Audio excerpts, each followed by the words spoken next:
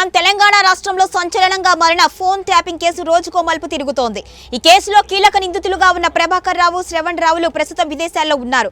అయితే వారిని భారత్ రప్పించేందుకు తెలంగాణ పోలీసులు కేంద్ర హోంశాఖతో కలిసి చర్యలు తీసుకుంటున్నారు. ఈ క్రమంలో నిన్న ప్రభాకర్ రావుకు సుప్రీంకోర్టులో ఊరట లభించింది. తాజాగా శ్రవణ్ రావుకు ఊరట లభించింది. ముందస్తు బెయిల్ కోసం ఆయన కోర్టును ఆశ్రయించగా విచారణ జరిపిన కోర్టు శ్రవణ్ రావుపై ఎటువంటి కఠిన చర్యలు తీసుకోవద్దు అని పోలీసులకు ఆదేశాలు జారీ చేసింది. అయితే అరెస్ట్ అయినప్పటి నుంచి రక్షణ కల్పిస్తూ సుప్రీంకోర్టు ఆదేశాలు ఇచ్చింది. అలాగే ఈ కేసులో పోలీసు విచారణకు సహకరించాలి అని శ్రవణ్ రావును కోర్టు సూచించింది.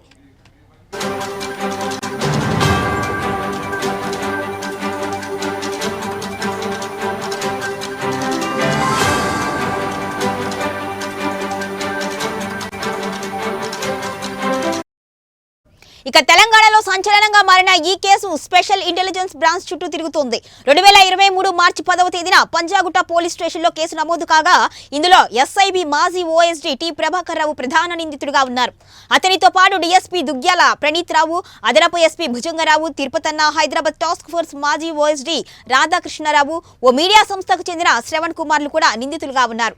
అయితే ఈ కేసులో A1 ప్రభాకర్ రావు, A6 శ్రవణ్ కుమార్ రావులు విదేశాలకు వెళ్లిపోగా వారిని భారత్ రప్పించేందుకు రెడ్ కార్నర్ నోటీసులు కూడా జారీ చేశారు.